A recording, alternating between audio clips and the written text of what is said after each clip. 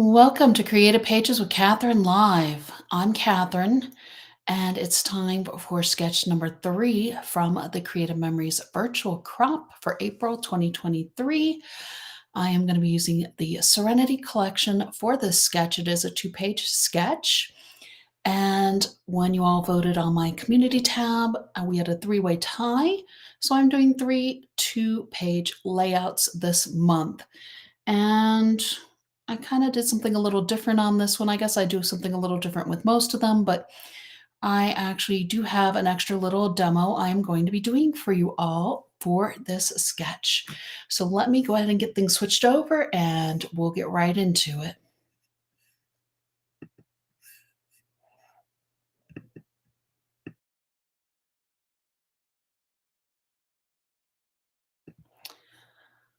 Okay, here we go.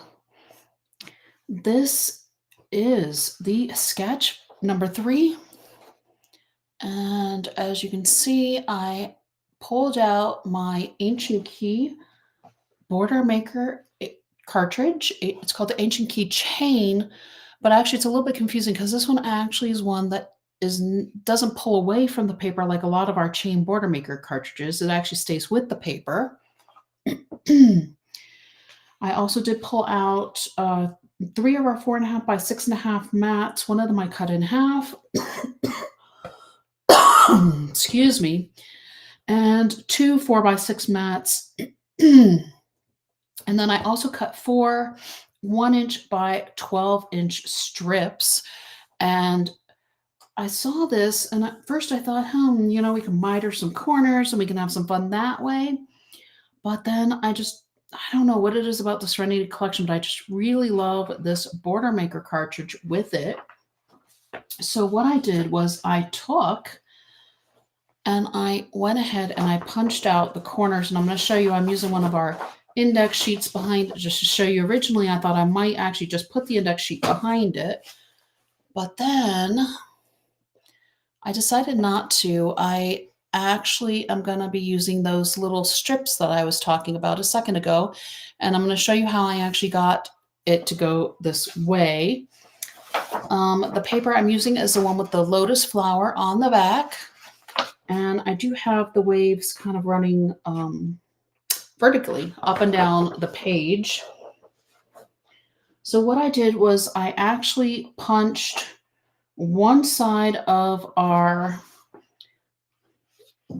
keychain, I guess, border maker first, and then I punched all but this last one, because when I did my testing to figure out how I wanted to do this, then I went ahead and I noticed that, well, this one completely punches out. So for this last one, what you need to do, and I'm hoping that you all will be able to see it. I think I'm going to put my parchment board underneath it so that maybe that'll help you all see a little bit better. Oh, hi, Deborah. Thank you so much for joining me and for saying hi. So what I'm doing is I actually am turning it over and I'm looking and I'm matching it up exactly with this one. So when I'm putting it in to the punch, this one is right here. And the only thing we need to punch is this one. So essentially, we're going to basically, it's essentially not going to punch anything out from that one, but that's going to let us know where to place our paper, where to get the spacing correct for our last one. And then you want to flip it over when you actually go to push down on your punch in order to get this last one done. So there we go. That is how I got that corner to work for me. I hope that you all give it a try, maybe. I thought it was kind of fun. Sometimes these ideas just strike me and I have to go with them, and this is what I'm doing on this one. So, but this one is going to be going this direction, and this one is going to be going this direction, but because I figured, this way we are kind of following the essence of the sketch here as well. I need to pull back in my parchment board. If you haven't actually seen my parchment board before, I use electrical tape to hold the parchment on Since we're not baking with it, it really doesn't matter. And it's one of the few things that will stick to parchment, and it leaves our entire surface clean and clear. We don't have staples that we're catching our repositionable tape on. So I'm going to go ahead and add our repositionable tape, just running along where we've punched here in both directions. I flipped my paper over because we're going to add our strips behind it. And like I said, you can use one of your index sheets behind it if you want. I really didn't want to bulk up my album too much. And so I was trying to come up with a solution. And then since I have a lot of the, gotta fix that one. Okay. All right, so you gotta be careful with delicate parts when you punch. Using your repositionable tape, there we go. It's not so easy to tape and talk at the same time. Anyways, so since my mats, a lot of them have the lavender accents to them is what I've picked. It kind of looks not as lavender when I'm holding it up because of my lighting, but it's there, the lavender highlighted. You'll see when we actually get it all together. So I took the lotus flower paper, that's the lavender with the white lotus flowers. That's also really hard to get to pick up on camera here. There we go. The backside is almost invisible on camera as well. I'm going to move my parchment board out of the way so I can actually hopefully get this straight behind here and lined up. I'm going to move it closer so I can actually see it as well here while staying on camera for you all. It's always a challenge. Okay, let's hope I don't rip anything because my tape, of course, is starting to stick. And this is why we used the repositionable. Woo! Okay, there we go. So let me get this lined up here first. This is what happens when I couldn't see on that other side there. Matching up the corners, matching up this other corner here. There we go. Okay. Uh-oh, no, I didn't quite get it, did I? All right. Here we go. Move this out of the way. Pull this back up a little bit. I'm glad I didn't press down too much because you can see where I wound up with it just showing through a little bit on my punched part. So I want to fix that. And of course, my multi-purpose tool is still packed from my trip. So I'm going to try to do this as delicately as I can. Whew. All right. I know paper crafting is fun, but this is a little bit stressful too here. There we go. All right, I think I got it. Looks reasonably well lined up. Okay, one side done. And now here we go. Second one, maybe it'll be a little bit easier. I don't know. You definitely want to make sure you're covering your ends here. And I'm going to add just a little bit of repositionable on that very end there so it'll stay down. So it's almost, I guess, in a way like doing a miter corner, but kind of reverse. And now you can see where that little bit of lavender is just coming through underneath, which I think actually looks a little bit nicer than the white behind here. So I'm going to show you them both side by side, and that way you can see the difference here. The white is just a little bit stark and bright, whereas the lavender just, it kind of just blends so nicely with the blue. And then as we're going to go to add our mats, you can see where it's just all going to come together really nicely as well. Because color is important to me. And I just love it when things flow nicely. So I'm going to set that one aside. I'm going to try this again. Let's hope I don't rip any of my little punch outs again here. Trying to get this through here using the repositionable tape as gently as possible. There we go. I think that's it. You just have to avoid hitting this bottom corner here. Oops, or that one. Goodness gracious.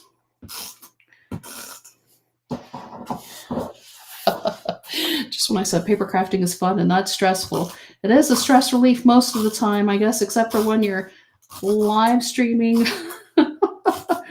trying to get your repositionable tape onto the ancient keychain border maker here. And then again, I am a little bit punchy. I did drive in from Albuquerque this morning and put these together so that way I could at least live stream 3 of the sketches today. The 4th one is going to wait until tomorrow because I have just a little bit of an idea that's out there, and I know it's going to take me a little bit extra prep. And if I'm already a little bit punchy and tired now, I don't see it getting any better. So let's do what the ones that I can handle doing tonight, and then tomorrow we'll get to the 4th one, which is, well, it kind of almost has like a harlequin pattern on it to me just looking at it. I thought it was really striking, but go figure, I'm going to go in a completely different direction with it. So you're going to have to tune in for that one. I will try to set up the event so that way you all know when I'm going live with that one again as well.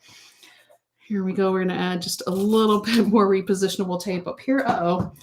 Wound up off again on that one. Just thinking about that sketch number 4, not focusing on sketch number 3. Okay. Here we go. Getting serious again here. It's paper crafting. Okay. So there's that side of our page. And here we go with the side of our page. Okay. Whew. I don't know. Sometimes feels like it's a little bit more intense than other times. Okay.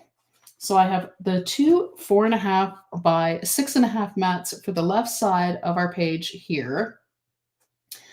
And on the sketch, they do have where you can put 2 4 by 6 photos. They also have an extra underlayer of 10 by 10 sheet of paper. But I just thought, I think with having our border here, it really kind of just breaks up the page enough. And we will be adding a sticker over here to finish off this page. On the left side, I have my 2 4 by 6 mats, and then I also have my 4.5 by 6.5 I cut in half. Now this one I am going to use for a photo, so we'll be covering up the plant, but I tried to find mats that the basic pattern on them were very similar and complementary.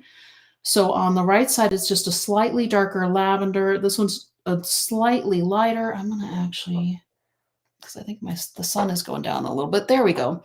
So slightly darker lavender, but we're fading a little bit lighter, and then we're going a little bit lighter here as well. We're going from kind of a plaid over to a check, or I'm sorry, the plaid over to a swirl or a wave. So here, let me pull this one up for you all too.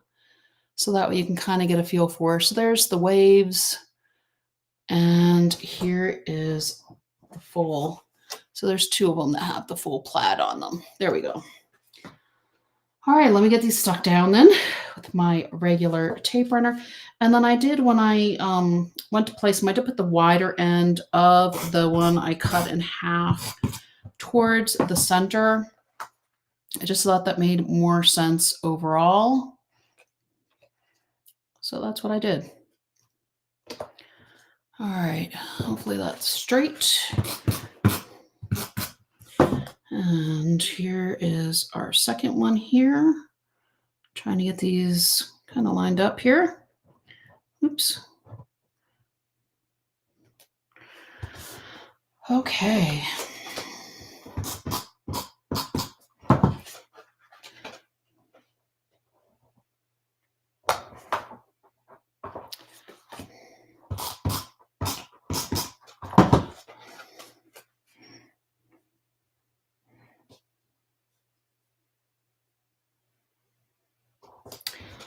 All right, so there's the left side of our page, and now let's get these ones down on our right side here, and then we can add a few stickers.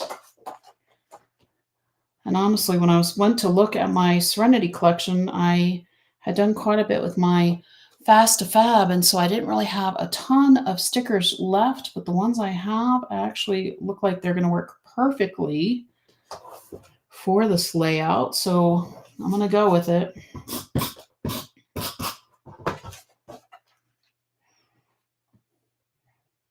I do love that the mats save us so much time. I'm cutting a lot. Okay, so I have a couple of our flowers. I have this My Oasis, and I just thought, that was just a really beautiful sentiment here. And I think I might even put our flower with it. Let's see here, maybe by the end of the Oasis. And I thought about foam squaring it. Well, why not? Well, probably because my foam squares are not at my table. Let me see if I have them close enough to reach somewhere. Yep, they are over here. Okay. Here we go. Goodness gracious. Can't believe this. I'm on the third layout, and this is the first time using the foam squares. Goodness. It seems like a strange thing here for me. I do love the foam squares. Okay, so here, let's get this straightened back out again a little bit here. This one up here, our Oasis. And should we add our second flower? I also noticed all these little white hearts, and I thought that those might be pretty as well to kind of add. Actually, I think you could even add, like, take your lotus paper and cut a little piece here. Let me see what size that is, because looking at it, it looks like that would be a really nice fit there. I think I'm going to put this on a foam square here. And like I said, sometimes I plan these out and then I get another idea while I'm putting them together. And I like to share these ideas. Fix that so I can access my trash. Okay, white hearts. Another white heart here. I'm going to leave those little arrows for later, and I'm going to measure the space because I think you can actually easily put one more here and then maybe use one of these as your journal box. I think you can put one more smaller photo. So let's see here. What do we have? 1, 2, 3. I'll probably go about 3.5 by, what is this? 5. Or 3 by 5. You could easily do 3 by 5 as well. But you definitely have where you could easily fit that 5 inches in here, because this was the 4.5 going across here. So there you go. I think that's probably what I'm going to wind up doing afterwards, is just adding one more here because it almost looks a little bit too blank. Although on this one, they had them more side by side. And so I did place mine a little bit differently as well. And the 4 on this side I actually followed the sketch a bit-ish. Yeah, sort of. Although I didn't put my a sticker where they wanted the sticker, because since I used the ancient key, I liked highlighting that a little bit more. So, all right. So let me hold those up for you. I will hold this up one more time too, in case you all need to get a screenshot. There we go. So here is the left side of our page. And here's the right side. And like I said, I'm definitely going to be adding another little piece of lotus flower here and add one more photo, or maybe I will use that as a journal box because it's light enough as well. My black pen will show up easily there, or one of these might become a journal box also. So that is going to be it for tonight. Keep an eye on my channels tomorrow, and we'll get the 4th sketch knocked out as well with our totally tonal #1 papers with a fun interpretation of the sketch there. Oops, sorry about that. And I think that is it for tonight. And hope you enjoyed the sketch. Until next time.